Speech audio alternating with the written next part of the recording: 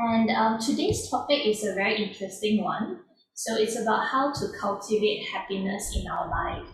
And this topic came about because as human beings, while we try to, pursue happiness or be happy at every present moment, sometimes you may feel down or sometimes you will feel that it's very hard to attain. So as a Buddhist, we would like to today seek Sifu's advice in terms of how can we actually cultivate happiness in life, and as we face challenges, how do we then also bring ourselves back into the Dharma in those challenging moments. So without much further ado, I will hand this over to Sifu to guide us through on this topic, and feel free to put in any of your questions on the Zoom chat, and we will have volunteers that will pick them up later. Or at the end of the session, you can also choose to turn on your video, unmute yourself, and ask Sufu the question directly. Sufu, please. Okay.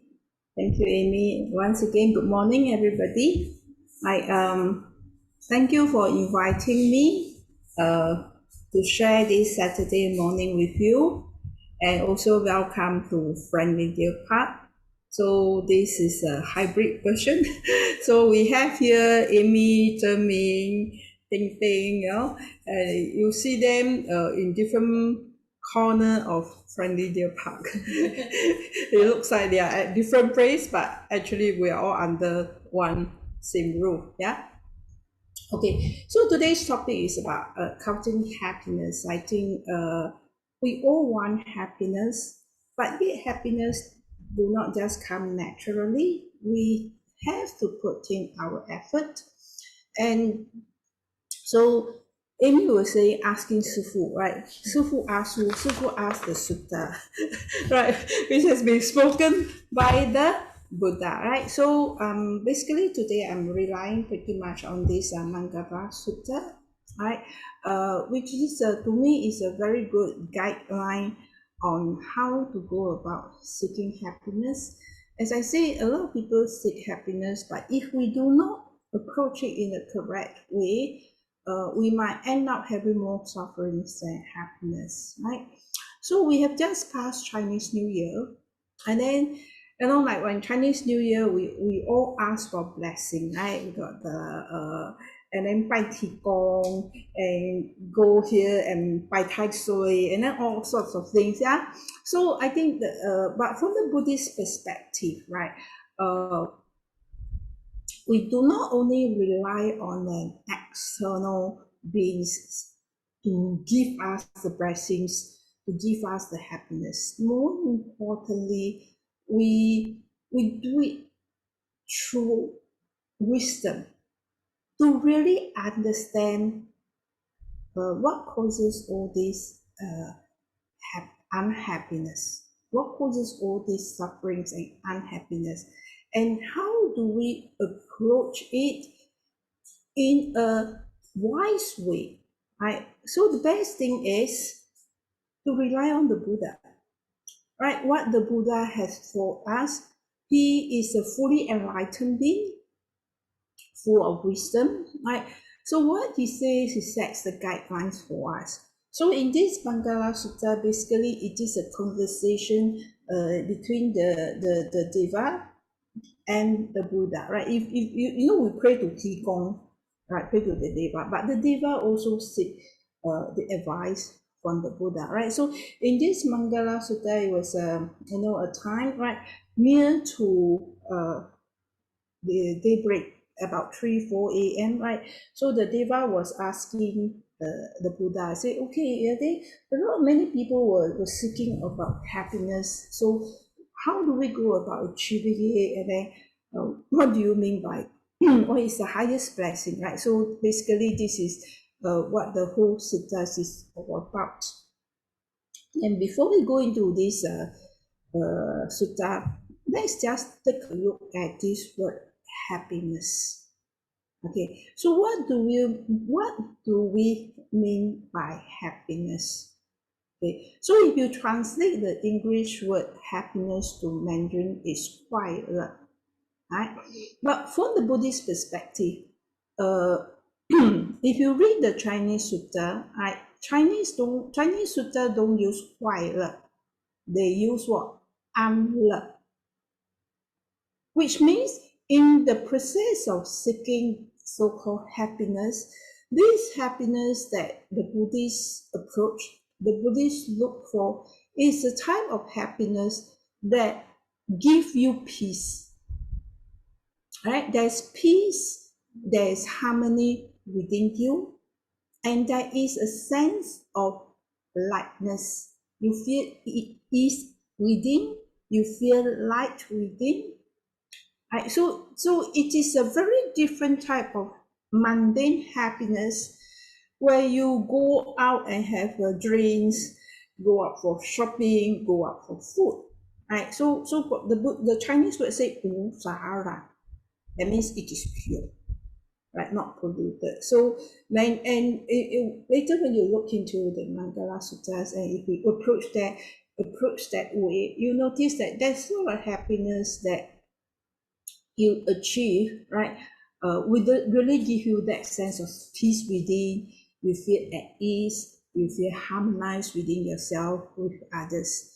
Whereas compared to the really happiness we have, yes, you might have the disposable income to buy the food, to buy all sorts of material things to satisfy your essential pleasure, right? But it is very short. Then after that, like you need more of it. And then when you need more of it, you need more money and you got to work harder, and then it just go round and round and round. Right? So really we have to sit down and ask ourselves, what do we really want in life? And when we talk about happiness, what sort of happiness are we really seeking? Yeah. Are you looking for stimulation? 感官上, right, the sensual pleasure, 感官上的刺激, or are you really seeking for inner peace? Okay, so now let's take a look at this Mandala Sutta. Okay, I'm going to share the screen now.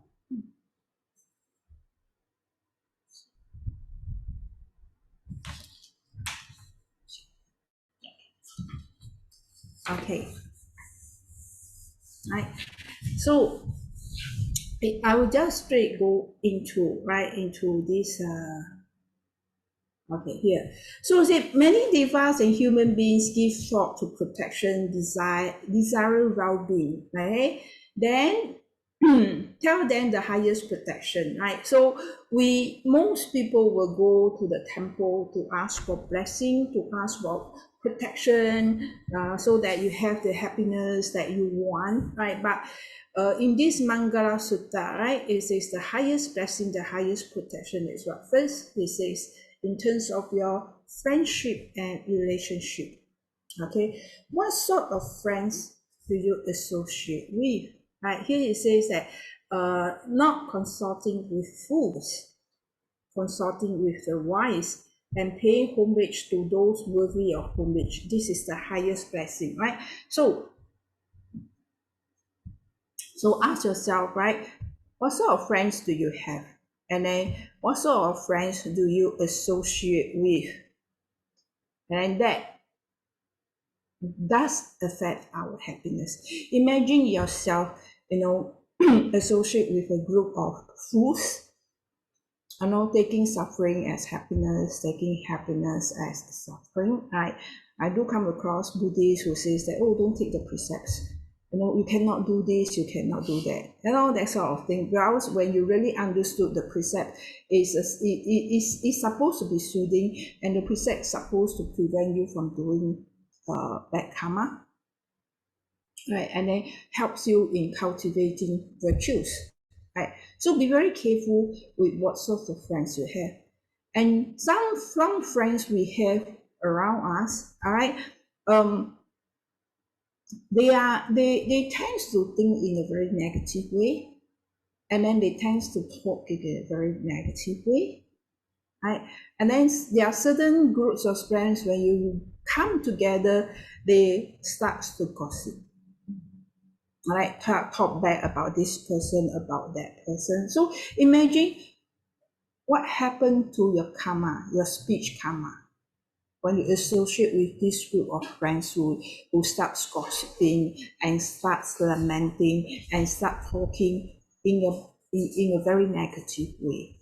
你造的口业是很不好的。And not only you have bad speech karma, and then whatever you speak, whatever you say also affects the way you think. Like you're planting all the bad seeds into your mind stream. So you talk badly, you think badly. Is that going to bring you happiness? Right. So very important, like to choose the types of friends you associate with. So for myself, being a monastic for 30 years, and when I look back, I'm very fortunate to be in the monastic community, because when I'm in the monastic community, right, we all speak in a wise way, and then most of the time, right, we study the sutta, we discuss the suttas, right, and I'm associating with a group of so-called sisters who are wise, and I have a teacher who is also wise to give me the proper guidance when I'm stuck. Right? So looking back, right? So after 30 years of being in the monastic life, and I come back to Singapore and associate with friends, and with sometimes with like New Year I go back to house visit to my family members and relatives. I do see a distinct difference. Yeah. And then some devotees who come and visit me, sometimes their mind is simply too negative, they complain a lot. Then when I compare my life I spent in the monastery, I find I'm so fortunate. And with these 30 years, with these 30 years in the monastic training, I'm planting a lot of good seeds.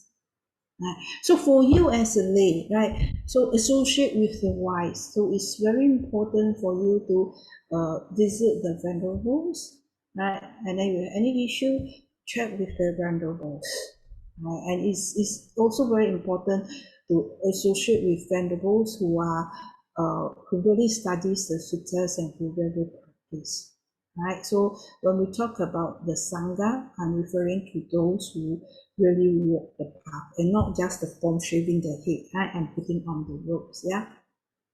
And then among Buddhists, amongst yourself, right?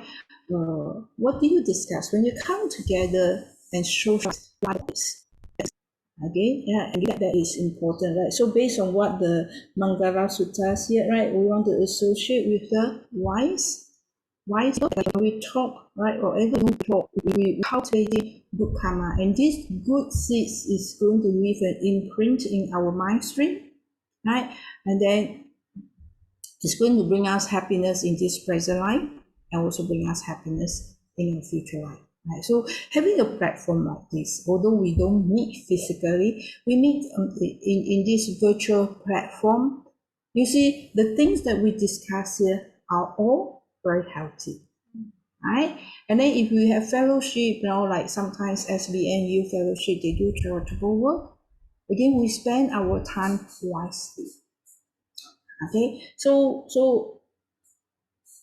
for us to cultivate, to practice the Dharma, right, you need to have friendship. Good friendship, you need to have proper guidance, and you need to have a platform that we come together and study together and practice together. Yeah, so we go on and take a look.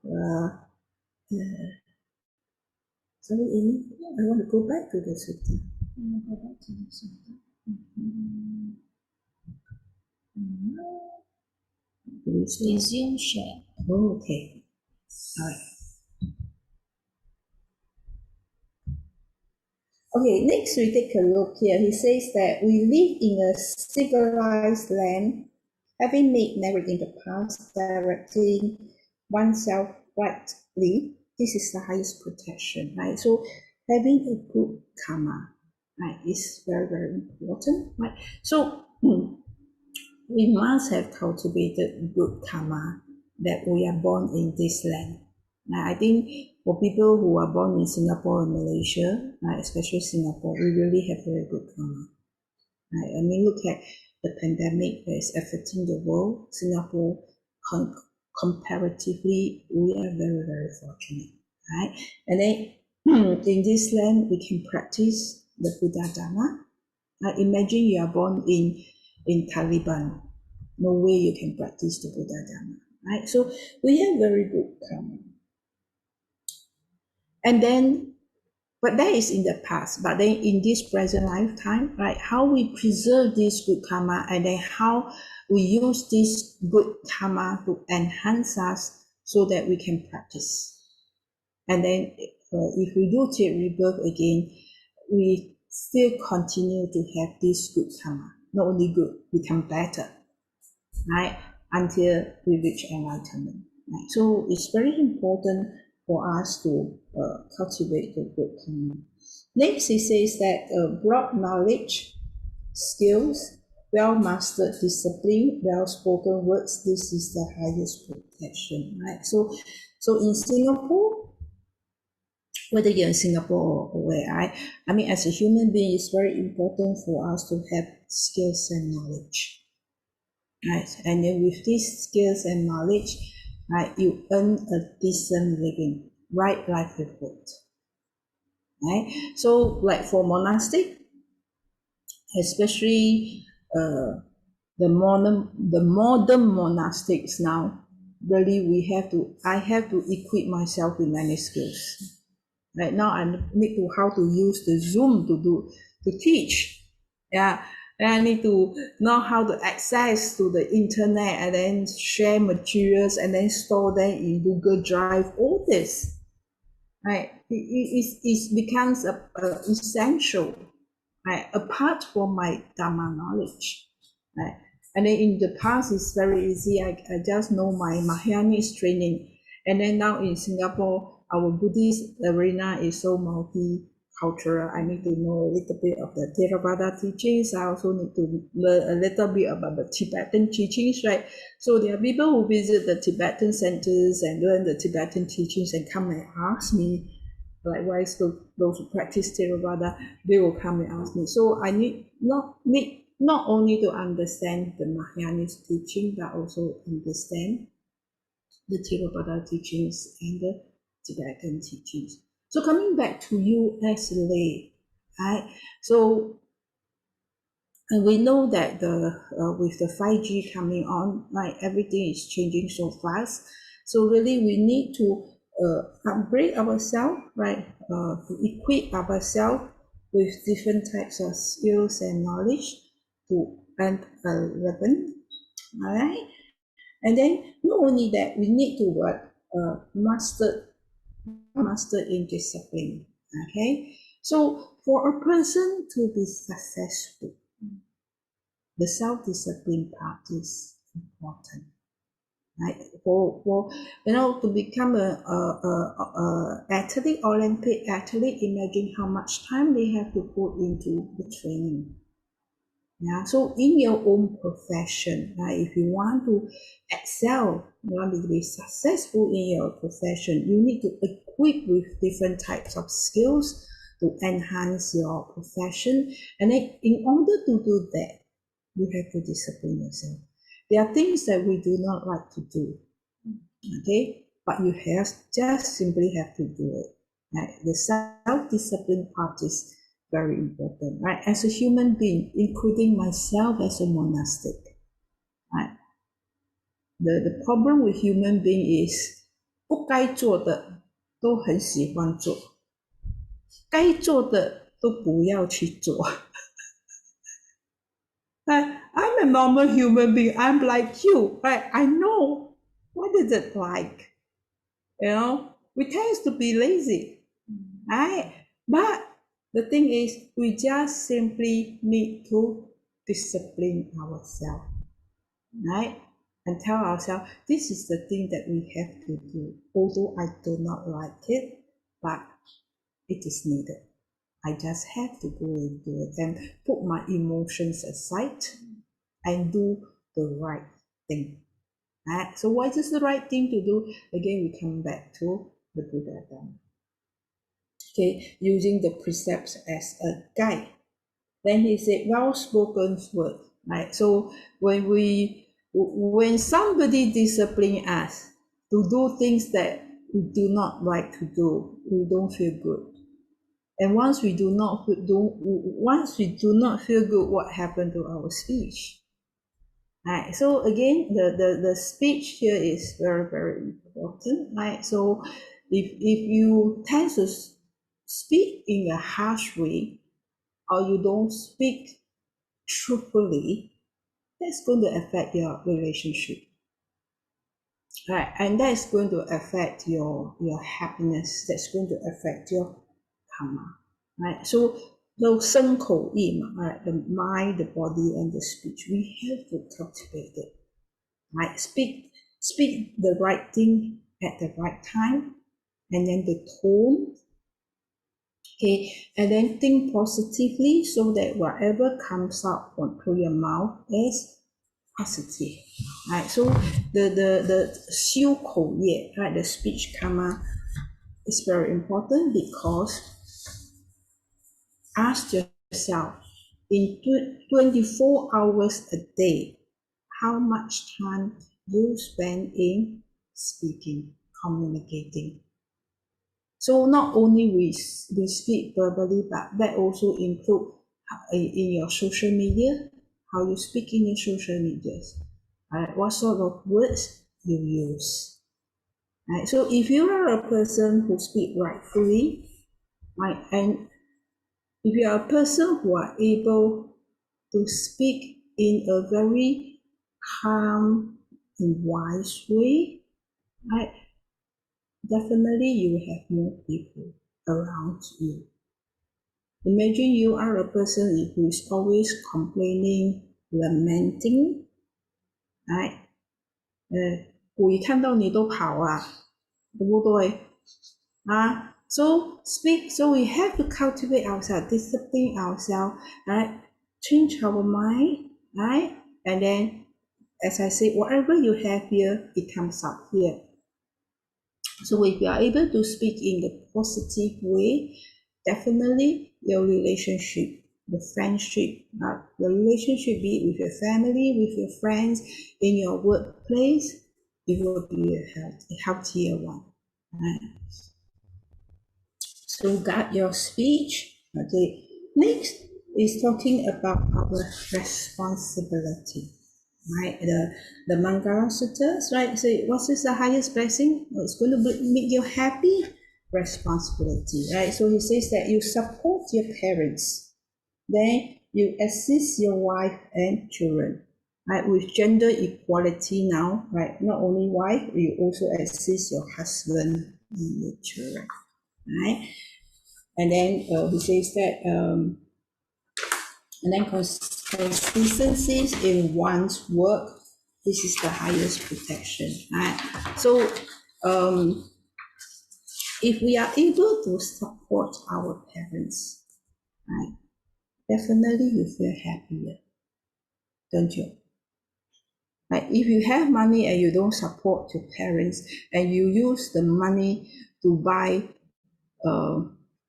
enjoyment to make yourself enjoy, yes, you do enjoy, but are you really happy? So again, we have to come back and ask ourselves, what do we mean by happiness? So right from the beginning, I did mention from the Buddhist perspective, the sort of happiness we are talking about is the happiness within. You feel the sense of joy within yourself, and that sort of joy is pure, right? 它是无杂染，是清净的。You feel peaceful, you feel pure, right? So by giving money, right? So I assume that you do give a portion of your salary to your parents. Okay. So with that amount of money, right? Giving it to your parents, right? This is your responsibility, because your parents give birth to you, support you in all ways, support your education, take care of your meals, take care of everything. Right? So it is right for us, right? When we grow up, that we have a job, we have a salary, to really contribute, to take care of our parents when they are old. Right? So I think some youngsters, I came across, like I do have parents coming back and complain to me about their children. Right? So 你养我是应该的，谁叫你生我？不是，谁叫你投胎到这个家庭？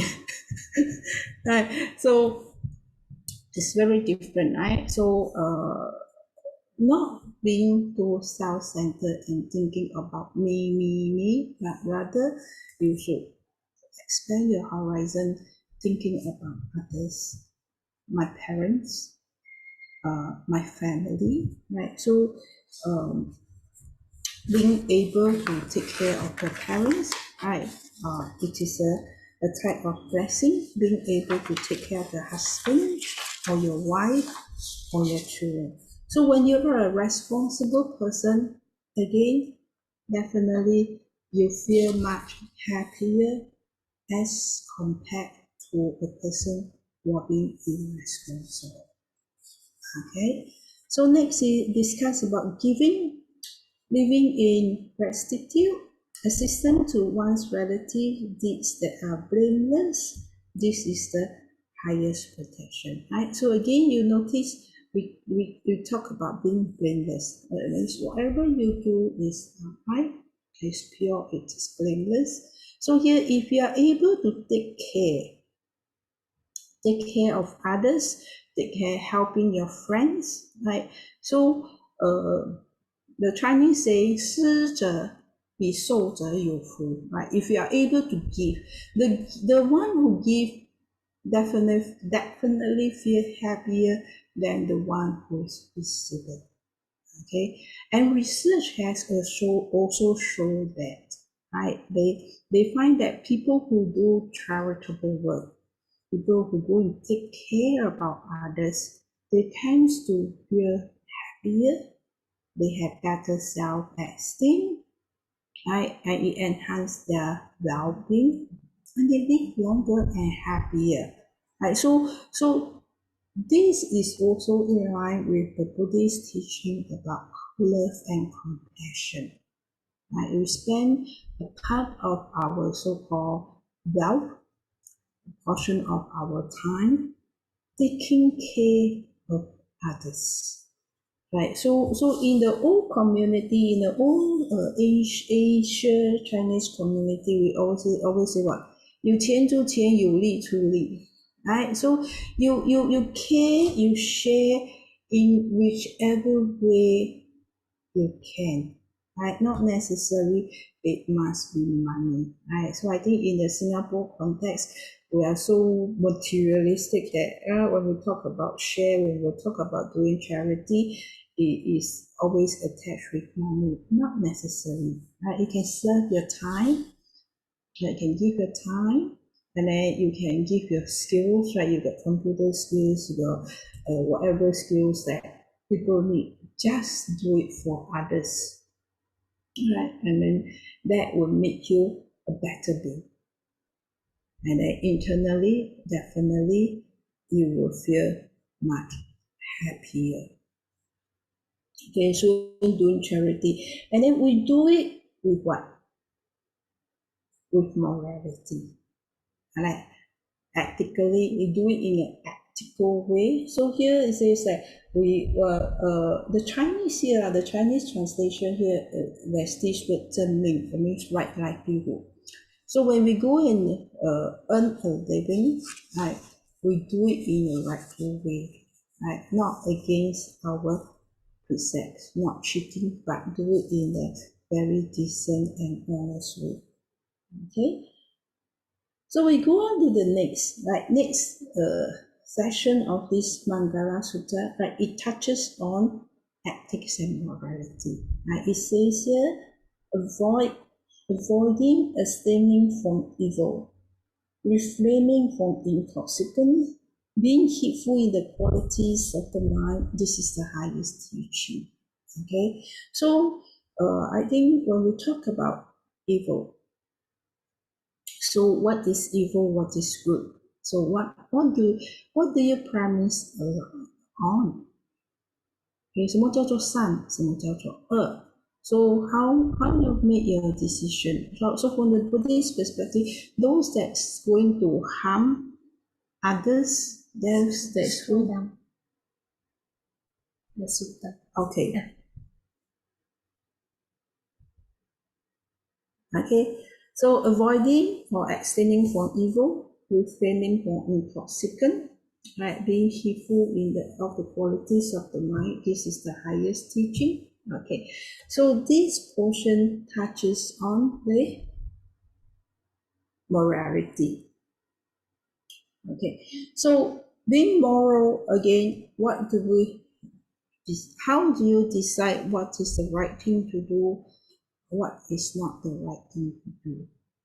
Okay, I remember when I was a Buddhist, when I first started learning Buddhism, and I got so enthusiastic that I tried becoming a vegetarian, and I tried to take vegetarian diet food at home. And my mother got very upset with the change. Like most people cannot adapt to change. Most people don't like to change. And then in the old days, they have a lot of misconception, right? So my mother told me, 所有的贝向着天空的都可以吃。Right? They say all those with the back facing the sky you can makan. You can eat them. So chicken lah, duck lah, the cow lah, the pig lah, the back facing the sky, you can eat them. Right? So again, we have to rely on the wise. Okay, the wise. Okay, so the Buddhist five precepts, okay, give us a very good guideline. What is the right thing to do? Right, when we say do good, avoid evil. Okay, so what is good? Again, you come back to the Buddhist teaching, the guideline, the precepts. Okay, things that is harming others, things that is harming yourself, we try not to do them. And if you're not sure, who do you check with? You check with the monastic who studies the suttas. You check with the monastic who are seriously walking the path. And I find one thing very interesting among the Buddhists is they don't like to ask the monastic. They like to ask the friends. Yeah. And when I was giving talk in Malaysia, I always ask the auntie. Then the auntie, I asked, who told you that? Yang they gong lo. People say on lo. 可是呢個人係邊度巴塞嘅 auntie 係咪？係，我問他 pertaining to Buddhism, pertaining to virtues, rightfulness, who do you check with? You don't check with the monastic, you check with people. So are you being wise? So I always ask the question, how do you know what you know? Where does your knowledge come from? Right. So yesterday night I was teaching at this Viramakati over the Zoom about 5 precepts. So again, one student asked me, 师父, my friend say I quarrel with my mother-in-law. This one is violating the 4th precepts. 我是不是破戒哈？是不是破戒哈？ Right. So again, I said, okay, why don't you check with Sifu? Why you want to check with your friend? Okay. Cannot like this cannot like this very terrible 很可怕不要去受戒。Okay, so this again, I notice among many Buddhists, right, they tend to not checking with the right person. Okay, so I say when you have computer issue, who do you check with? the computer guys the IT guys right? When you want to cook, you check with who?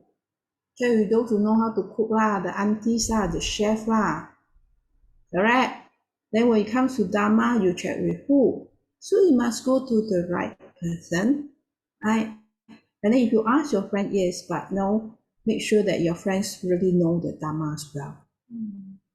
Okay, those people who visit the temples often, not necessary that they know the Dharma.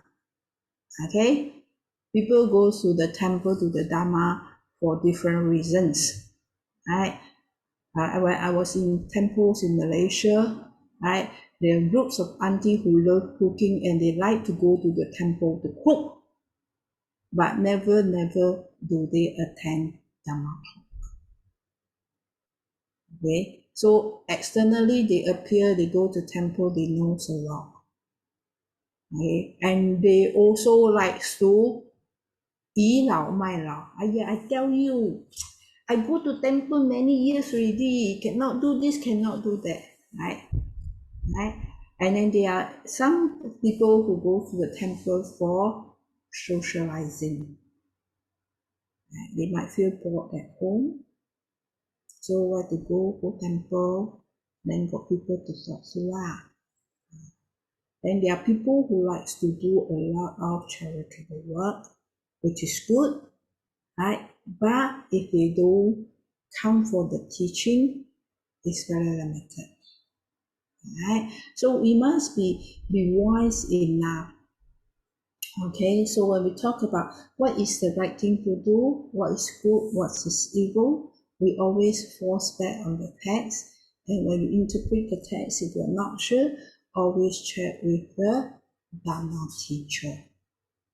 Right? So Sifu is there, right, to help you, because what you have gone through, probably I have gone through too. Right? So I can share the experience with you. Right? And many will also turn to the internet to Google. Right? And then bear in mind, with the internet, anybody can put anything on the net. Right? They appear to be Buddhist teaching, but they might not. Right? So be very careful on who do you check with, right? So when it comes to ethics and morality, right, what's the right thing to do? What's the wrong thing to do? Right? Be very careful, right? So here, then you mentioned about being careful of the qualities of the mind. Okay, so our mind is very important. Right? Mind is the forerunner. You first have the thoughts, then it turn into action. Right? 你生气了，你才骂人嘛，对不对？哎，还会去打人嘛。So the mind is the forerunner, right? So your mental thoughts is going to affect your verbal action and your physical action. So understand your mental thoughts is very important. That's why in Buddhism we focus so much on mindfulness, on meditation. Because it is only when you are mindful, okay, that you are aware, you develop this awareness, then you can change, right? And then you check. I think with this COVID situation, a lot of people have a mental problem, okay, and the mental problems comes from where? Mental. We think too much. Not only we think too much, we think in a very negative way. That's why the mental cultivation here becomes very important, right? So you need to have a healthy mind. You need to have an awakened mind, right? So it is only when you get to know that, okay, my thoughts is very negative, right? And these negative thoughts is going to affect my well-being, going to affect my happiness. So you ask yourself, if you are a person who thinks in a very negative way, will you be happy? No way. Yeah. So you can have a lot, but you never be happy with what you have, but always lament on what you do not have. Right? So there are people like this. I came across many people like this. So that's why the Buddhist teaching says what? Contentment is the greatest happiness. 知足常乐. Right? So most people don't get to see the half cup full and be appreciative, be grateful with the half cup full, but the lament on the half cup empty. Right? So with this FDP, I'm very grateful. Right? Although it's a very small little unit, a 3-room unit, and it is the smallest and oldest unit in the 3-room HDB 3-room model. But with that, I feel very, very happy.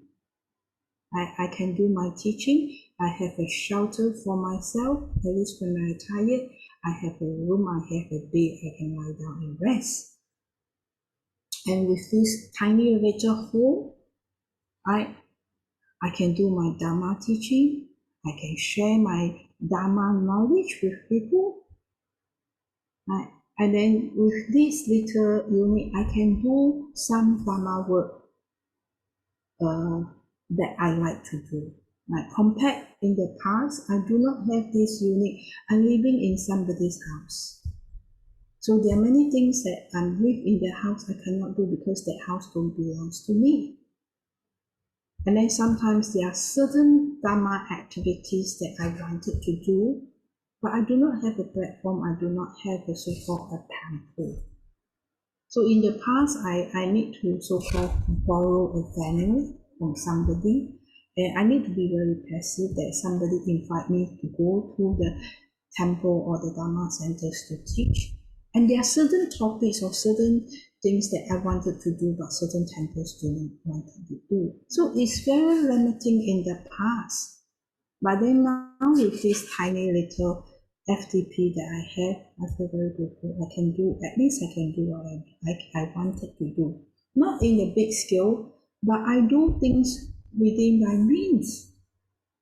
And we're very happy with it. That's like, on the 1st of January, I did a welcome New Year, and I did invite a Catholic nun to come in and we share together our New Year reflection, our New Year exploration, which I think I wouldn't able to do if I'm going to find this in some temples who are not as open. Right, so with this friendly dear part and with this Zoom platform now, I'm very fortunate I can do really what I want.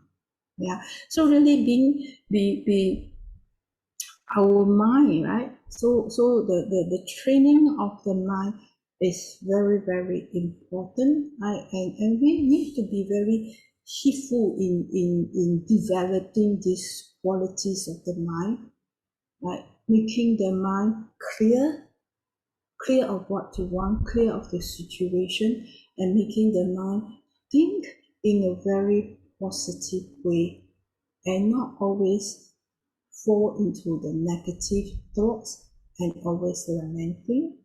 And then sometimes, if you are not careful again, without this mindfulness training, and especially with COVID situation and with the world changing so much, sometimes our mind creates fear. Right? The problems that is not there, you create the problem, and you tend to have what if,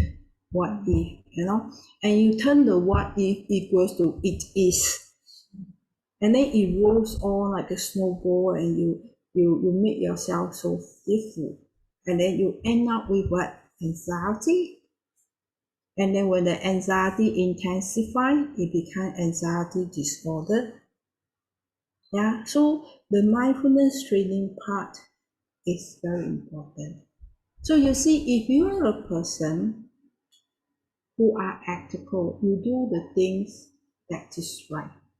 So coming back to the Buddhist teaching, 戒定慧, right? You use the Buddhist so-called guidelines to do what is the right thing, morality.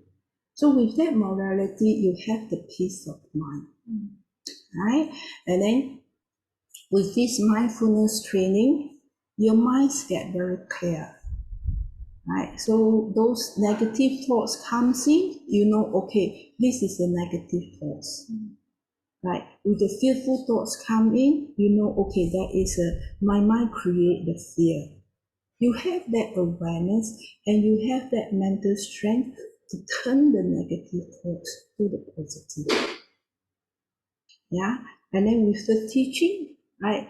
This teaching guides us to think and to do in a positive way. Yeah, so ethics and morality sets the foundation. Okay, if a person is ethical, is moral, right? It is a protection, I would say.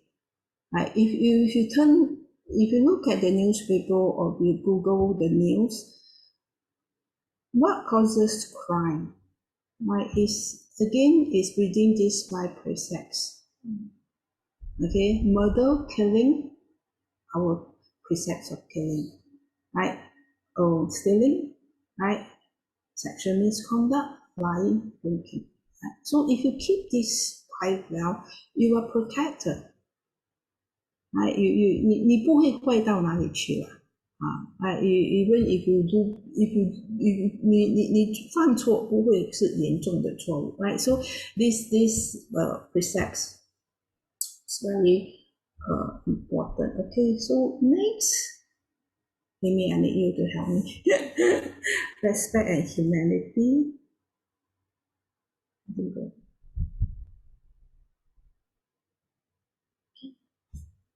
Okay, so next let's take a look. Is it respect, humility, contentment, gratitude, hearing the Dharma on time and occasion? Again, it's very important. So if you generally hear it means about the cultivation of love and compassion.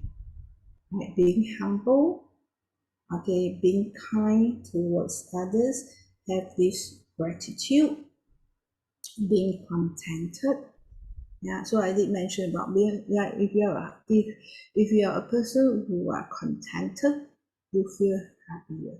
So I'm giving the teaching on the 佛遗教经, right? The teachings that the Buddha gave before he passed away. So one section he discussed about contentment, right? So he says that 知足者虽卧地上，虽贫而富。不知足者虽处天堂，虽富而贫. Right? So even if we did with this contentment, even if you're poor, you're sleeping on the floor, you feel happy. Without contentment, even you're sleeping in the heaven, right? You still feel that it is not enough. You won't be happy. Right? So contentment is always have this contentment and be very, very grateful with what you have. Okay, so this practice of great gratitude, right, is very, very important. Right? So imagine at the end of the day, before you go to sleep, we close the account for the day, and you're being grateful of what you have done or what you have received in the day, as compared to you close the day lamenting what you don't get in the day. Which one makes you happier and which one makes you sleep better? Right? I remember I met my nephew 1 or 2 years back at the funeral, and this nephew of mine attended Dharma class when he was very young. I was teaching the Sunday school Dharma class to the young children, so he was one of my students there. Then after that, I went to Australia, and then 2 years back, I met him at the funeral, and he came to thank me officially, and he told me, "Sifu, I haven't thanked you formally." So I asked him, And then he says that, well, when we were very young, two of them, I said, oh, when we were very young, we attended your Dhamma class. So back then you were teaching us, to be grateful.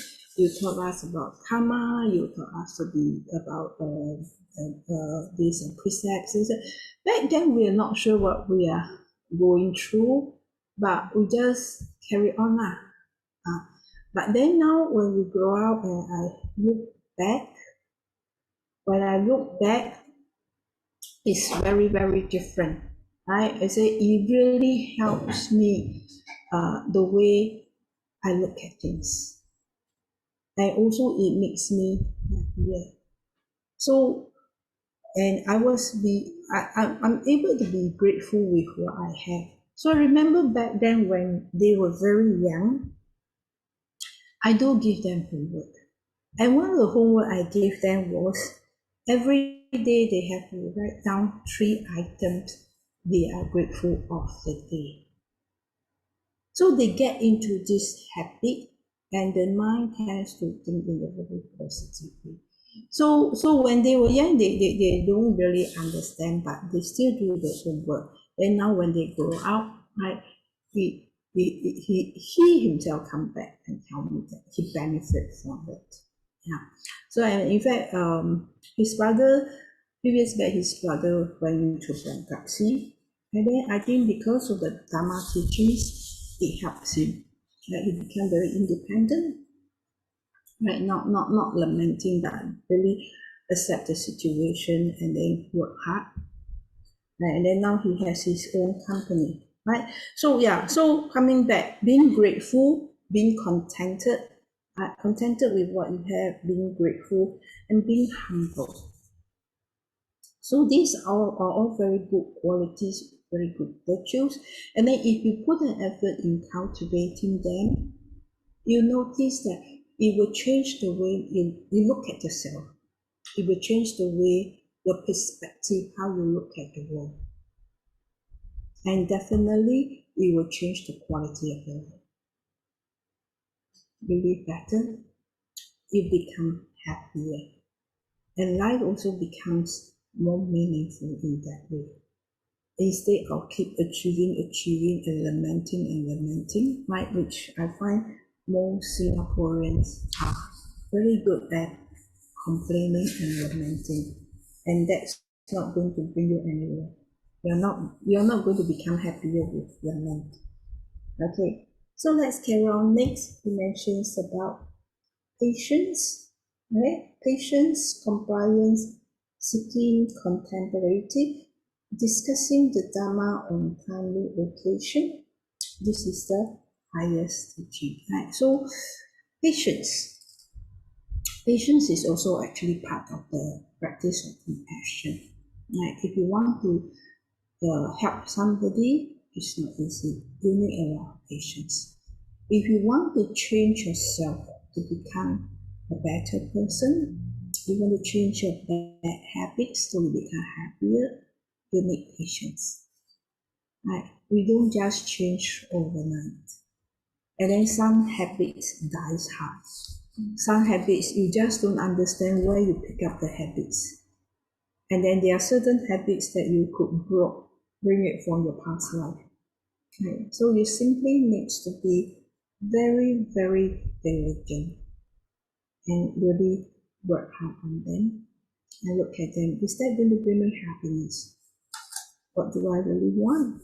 Do I want to continue with these habits and be unhappy? Or do I want to put in effort and change my habits? Yeah. So being patient with yourself. Right? So yeah, sometimes in the process, like in seeking happiness, it don't just come naturally. We simply have to put in the effort, and then we also need to be patient. Okay, then also compliant, 受教. Okay, comply to what your teachers advise you, what is mentioned in the Dharma books, right? So you just ask yourself, you want to carry on or you want to change? You want to carry on with your bad habits and be unhappy, or you want to change and become a happier person? Right? So happiness will not just come naturally. You simply have to put in the effort. And based on the teaching of the Buddha Dhamma. And I always say the Buddha wouldn't cheat us. But we rather listen to anybody than the Buddha. And simply because we are ignorant. That's why greed, hatred, ignorance, these three evil words that we have to constantly work with them. Okay, so having a teachers to guide you is so fortunate, like that you have to constantly visit your teacher and check with your teacher, right? And it will be good for you, right, to really have one or two teachers that you closely associate with, that you visit them frequently. Okay, I think with this internet now, right, and also our social values change. I remember back then, 30 years back, I started learning Buddhism in 1988. 1988. So back then, I visit my teachers who is living in Pulau Ubin. So our relationship with our teachers is very close. So officially, we take with refuge and then we address them as Sifu. And the Sifu also take us as so-called disciples, students. Yeah. So because the relationship is more like a teacher-student relation, then in the Chinese word it's very interesting, you know? We call 师父, right? Chinese word 师父. Shi means what? 老师. Fu means what? 父亲. So he plays the role of like a teacher, like a father. And he don't treat us like friends, but really the teacher, the father, want the student, want the children to really grow up well. So our teacher will school us. So the way is we go to him for teaching. Yeah. So but with the modern society now, right, I think a lot of young people we like freedom. Okay. And then we share on the platform like this. So the relationship between the teacher and student in a way is diluted. Right? So when it comes to a platform like this, it's more like Dharma sharing rather than teaching. So when you talk about sharing, it's like umpire. Yeah, but when you talk about teaching, it's like the teacher teaching the student. Okay, so again is so when back then when I went to seek my teachers for teaching, the respect is very strong there. Okay, we really respect my Dharma teacher, and I can be very open with the teacher, with my teacher. Yeah, and I always encourage those who are new to Buddhism. When you are new, it's okay to hop around, to visit different Dharma centers. But ultimately, you need to settle down. You see which teacher have a close karmic link with you, and then you stick with that teacher. And because when you build up the rapport and the relationship with the teacher, he or she is in a better position to advise you.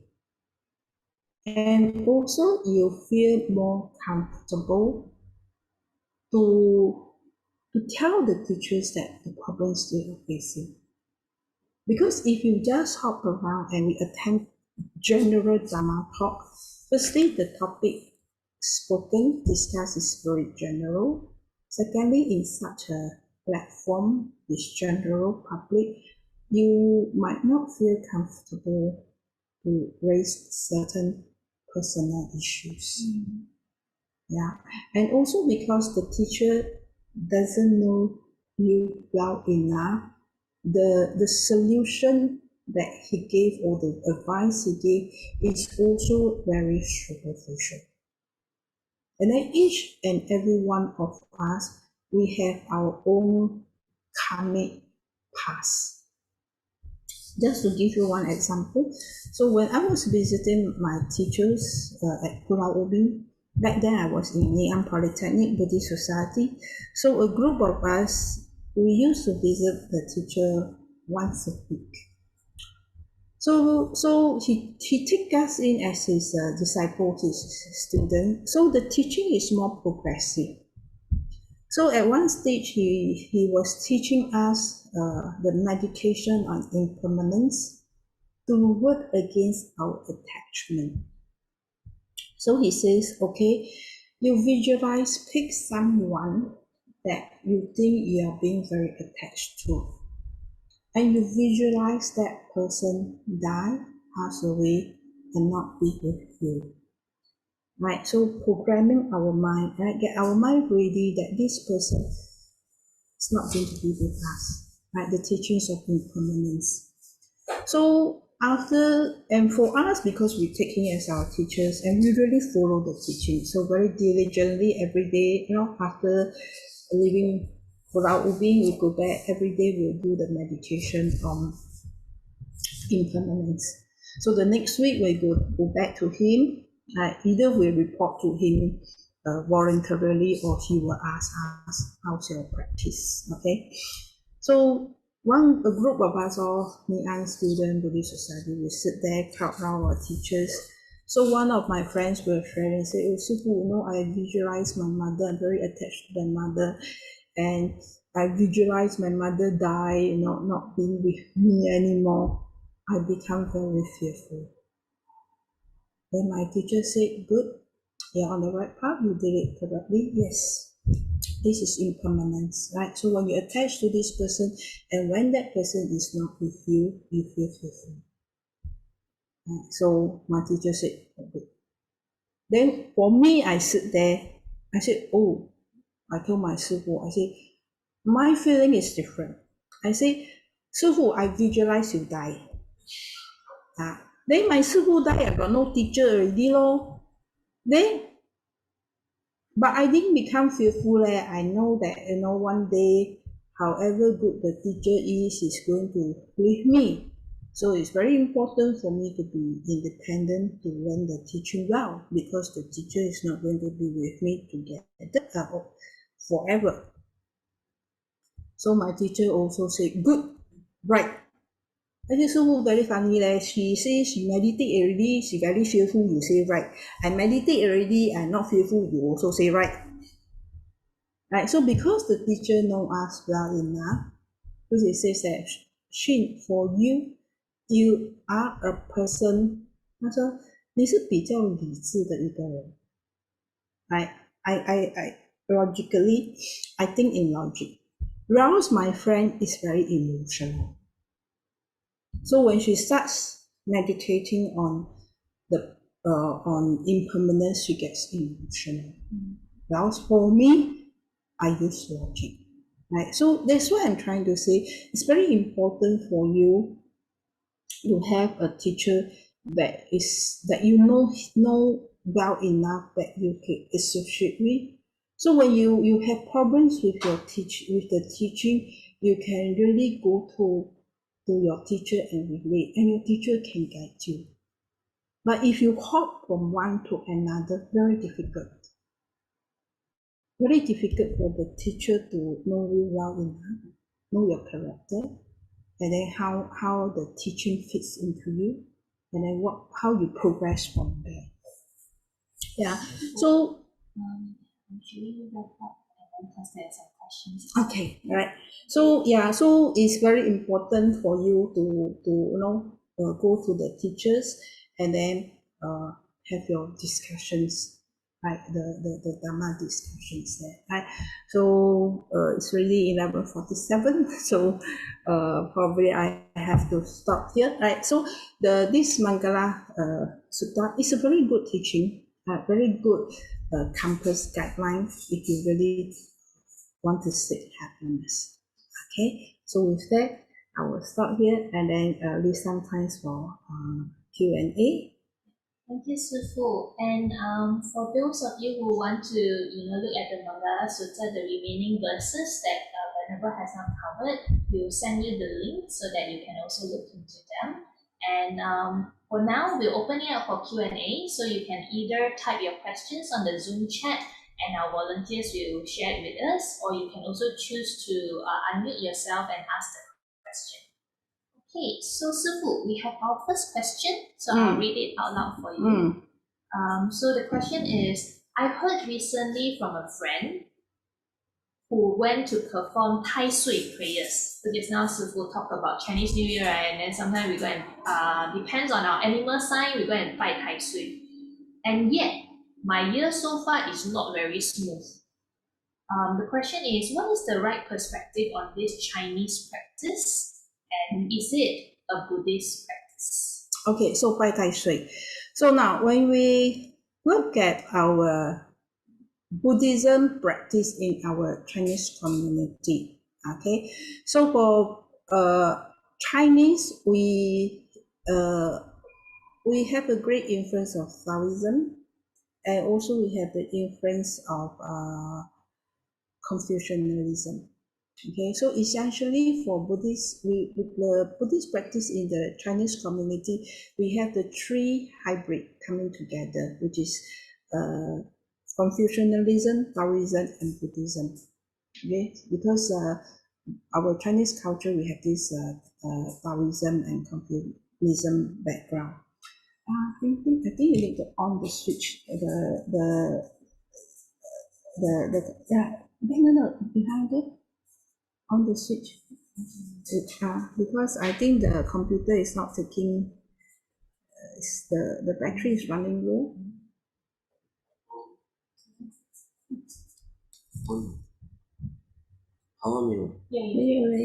I think, okay, can already, yeah. So that we have to understand the context, the background. That's why you see a lot of some very old temples, they do have Bai Tai Sui. But strictly speaking, Bai Tai Sui, it is not a Buddhist practice, it's more of our Chinese culture. All right. So for you to say that for my years it's not so small, so do I go and Bai Tai Sui? So if you understood from the Buddhist practice on karma, why is my life full of obstacles, not so smooth? My past karma 嘛 correct? 过去因现在果嘛 Like you must have created some bad karma in the past. That's why you have the result now that things are not so smooth. So you want to go and buy Tai Sui, right? I think we feel better lah. You buy Tai Sui, right? So you know there's a blessing there, ma. But again, if you're coming back to the teachings of the karma, the more important thing now is what? You have to cultivate good karma, isn't it? Do charity work, right? Think positive, right? So when you start to do charity work, you feel good. And when you feel good, right, there's this aura. We all have the aura, right? And when you keep the precepts, again, you have this aura. So those people who go and see fortune telling, when your fortune no good, they sure ask you to do good things. Do charitable work. Positive karma. So you need to do things, to think in a positive way, to do things in a positive way. And that is more比较究竟, right? It's more realistic, and in the long run, Yours 拜太岁 every year the 太岁 change one, right? But if you do good things, the karmic link with you, the karmic, if you do good, the good karmic seeds remain in your mind stream, and this one guarantee your future should better. No, I guarantee the Buddha, right? Buddha never tell lie, right? So yeah, so how if you think that your life is not so smooth, your whatever you do is not a lot of obstacle. First, confession, 忏悔. So the Chinese Mahayanist 往昔所造诸恶业 for the past bad deeds I've done in the past. 从贪嗔痴往昔所造诸恶业，皆由无始贪嗔痴，从生语意之所生，今会佛前求忏悔. Right, so whatever bad deeds you have done in the past because of your greed, hatred, and ignorance through your body, speech, and mind, I sincerely confess. Right? So you do the confession, purify your mind, you do a good karma. Then slowly you see your karma changes.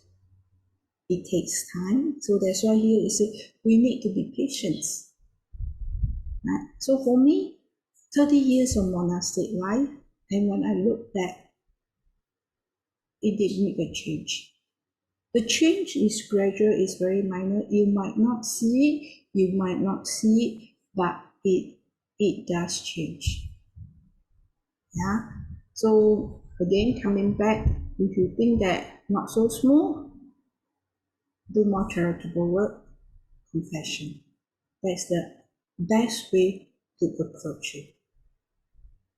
Thank you, Sifu. Yeah, so Sifu encourages us to do more charity work. But if you don't know what charity work to do, so you can always keep in touch with Sifu as well as Singapore Buddhist Mission, and I'm sure we can do good things together. All right, any other questions or anyone want to ask from the audience? Okay, there's another question. Sifu, different people have different level of understanding. Person X may think person A is a fool, but person Y think otherwise. So how can person X and person Y strike a balance when it comes to learning from person A? Thank you for the question. Okay, it's very general, right? It would be better if you put it into context, right? Because I think we all have different karma, and we look at things from a different perspective. Okay, we don't see things in a totality, right? For example, again in the Buddhist text, I think got one is talking about the stories of the life of the past Buddha. What's the name of that one? Oh, Jataka stories. Jataka. Yeah. So there's a talking about the blind. They go and touch the elephant. Remember? Mm-hmm. Right. Yes. So the person who touched the wall, the stomach, say, oh, feels like the wall, no piece of wall. Then the person who touched the tail says that is the tail, right? So different people look at it differently. You cannot say it's wrong, right? Because I touch the tail, it's really tail correct? So if you touch the stomach, it's right, it's really warm. So that tells you that we need to look at things from a different perspective and not just stuck and so narrow and attached to what you have seen and then insist on that Okay, you can learn from different, so keep an open mind, right? When this person says it's like this, right? Just listen and then use your own judgment. So as I say, it's very general. Unless you can put it into context, then I can give you a better answer. So did anyone manage to catch the confession phrase that Suhu mentioned? Okay, 往昔所造诸恶业皆由无始贪嗔痴，皆大欢喜的皆，无始 beginless time. You don't even know why it begin. 无始贪嗔痴。你的贪嗔痴呢，就从身语意之所生。Like our bad karma, how we create this bad karma through our body, speech, and mind. Okay. 往昔所造诸恶业，皆由无始贪嗔痴，从身语意之所生，今对佛前求忏悔。So this is the Mahayana version. Right, if you are Theravada practice, also there are verses now asking for forgiveness. Right, whatever I have done, whether intentionally or unintentionally, if I have hurt you in any way, I confess. I think okay, let me type it out. Give me 1 minute. My Hanyu pinyin not very good, but I can try lah. Okay. It's okay, Sifu, we'll get our volunteer there to type it out for everyone here. So we'll take one last question. So the question is, and this is very timely, the question, because we are also going to wrap up with a dedication of merit. So Sifu, the question is, whenever we do virtuous deeds, right, is it a must for us to dedicate the merits? And what if we forgot on the day? Can we do it the next day? You can also, right? So, because I think we already entered into this computer age. So there's one Sifu, I think the way he made the analogy very good. He said just what is dedication? It's just like you work something on the computer, then you must save lah. If you don't save, then sometimes press one wrong button, everything gone. So it's good that you do good deeds that you have done, that you do a dedication, you share with everybody. Okay, thank you. We have 2 more questions. So I need your help. My Chinese not very good. So the question is, what is the difference between meditation Buddhism and Jingpu Buddhism? Okay, so there is no meditation Buddhism. Okay, in Buddhist practice, there are 3 essential. One is keeping the precepts. There is morality lah. Right? We need to do good morality, and you use the precepts to set together. And next is you do meditation, where in meditation essentially it means a mental development. You cultivate your mind, right? So your mind becomes strong, not get disturbed by the negative thoughts, unnecessary thoughts, right? 戒定, right? And then you develop wisdom, right? So this the practice of meditation, right? The practice of meditation essentially it is a mental development. Right, you cultivate the mind. Then Jingpu, okay, Pure Land practice is a sect of Buddhism. Okay, so like Christian, they got different denominations, right? So like in Buddhism, we have different so-called schools of thoughts. So as Buddhism travel along the historical line, there's this concept of Pure Land coming out. Basically, this Pure Land Buddhism, they believe that because it's very difficult, how to say, you can go to this Pure Land and continue your practice there until you gain enlightenment. Okay, so and then when you reach this Pure Land, right, you wouldn't regress.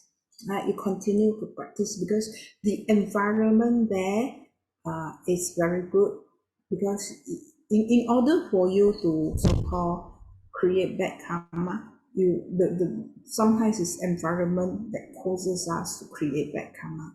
But when you go to this Pure Land, the environment there wouldn't cause you. So you have a conducive environment there to continue your practice. Thank you, Sifu. I know we are running out of time, but maybe we just extend for a good 5 minutes. Sifu, another question is about finding a teacher. Do I need to decide on the type of Buddhism first to believe in it, then followed by the teacher within the class, or do I follow the teacher first? Either way you can, right? But I think although they are different, so-called Tibetan Buddhism, Mahayanist Buddhism, or Theravada Buddhism, the basic teaching is the same. All right, so it doesn't matter, right? You can just follow the teacher and then check with your teacher your practice, right? And then the problems you are confronting with. So it's okay. Then until certain time, let things take its natural course. You find that by nature you feel more comfortable with Theravada Buddhism or Tibetan, then you stick with it. Okay, so just let it take its natural course. Okay, thank you. Okay, so I think for Sister Judy's question, we are happy to share what are some of the classes that Sifu do. Then we will get in touch with you separately. And I think Yi's question, I think Sifu have also answered just now that despite the different classes of Buddhism, the underlying teaching is the same. So thank you so much, Sifu, for the Q&A and to the audience for the active questions as well. So for now, we would like to invite all of you to turn on your video and your camera so that we can take a photo together. And we will then wrap up the session with a dedication of merits. Okay, please turn on your video. Okay, so while we're turning on our video, you will realize that actually there's a crew here in Friendly Deer Park. So we will now start to make our appearance so that we can take picture together. Okay, so those who are on Zoom, kindly turn on your video.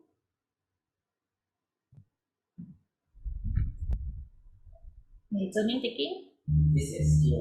Are you running here also?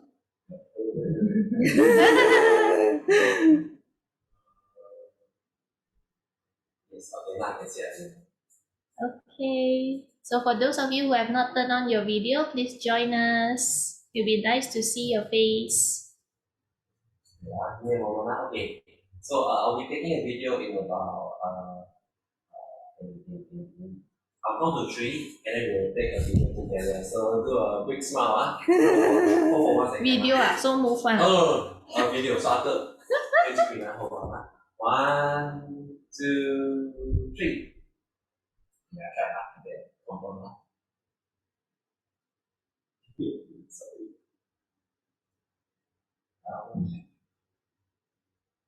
You want Sister Mason to take one? You can run here. Yes.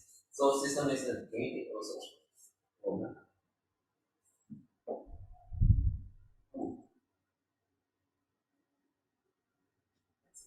Okay. Okay, I do one more shot. And then you. 3, 2, 2, 1. Okay. Yeah, never mind, I will Photoshop myself inside. Okay, with that, Sifu, if you could lead us to dedicate the merit so we don't forget today, based on the question just now. Okay, so we'll do a dedication of merits, right? So by spending our Saturday morning here in a very meaningful and fruitful way, by studying the Mangala Suttas and discussing what happiness is, let's do a dedication of merits, and I'll do that in the Mahayanist Chinese verse, right? 愿以此功德普及于一切我等与众生，皆共成佛道。Right? So essentially, what I said just now is for the merits that we have gained, right? We will share with all sentient beings so that we may all attain nirvana. Right? Okay, thanks for spending the Saturday morning with me.